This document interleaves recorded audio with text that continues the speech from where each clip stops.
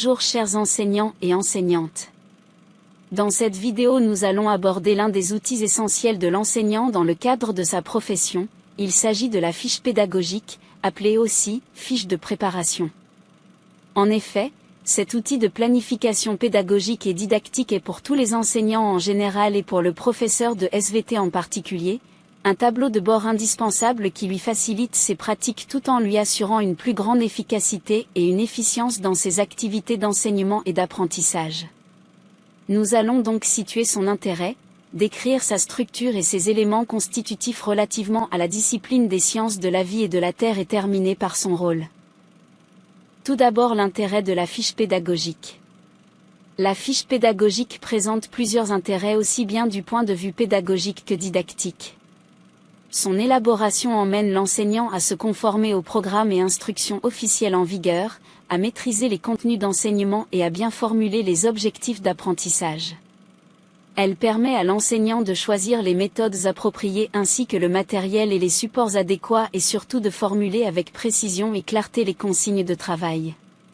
Sa mise en œuvre conduit l'enseignant à planifier les activités d'évaluation diagnostique, formative et sommative en même temps que les activités d'enseignement et d'apprentissage et de gérer de manière efficace le temps des élèves, aussi bien en classe qu'à la maison.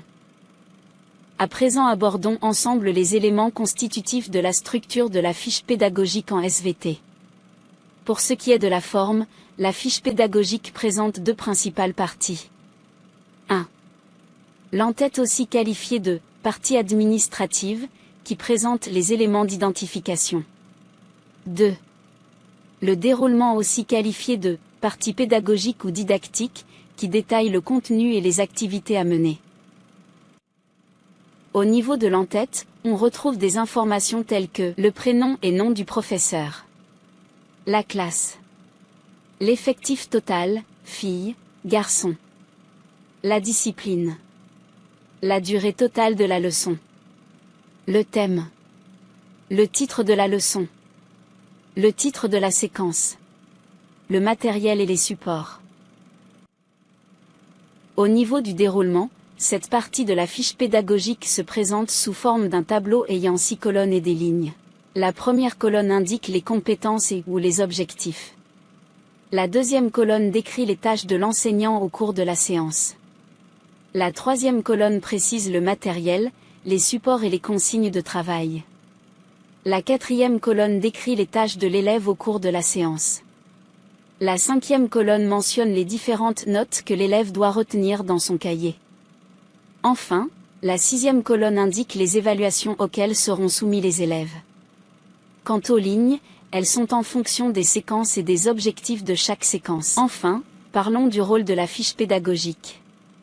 À ce niveau, il faut dire que l'un des premiers rôles de la fiche pédagogique est de répartir de manière prévisionnelle, dans le temps et dans l'espace, les activités d'enseignement, d'apprentissage et d'évaluation.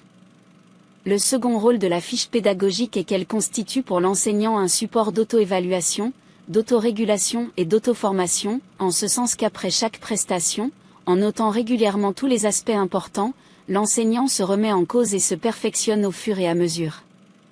Le troisième rôle est un rôle fonctionnel, un rôle de guidance, de boussole.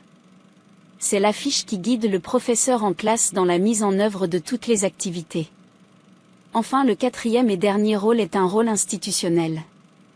La fiche est un avocat permettant à l'enseignant de prouver qu'il a préparé sa leçon lors de la visite d'un inspecteur ou d'une autorité de l'éducation nationale.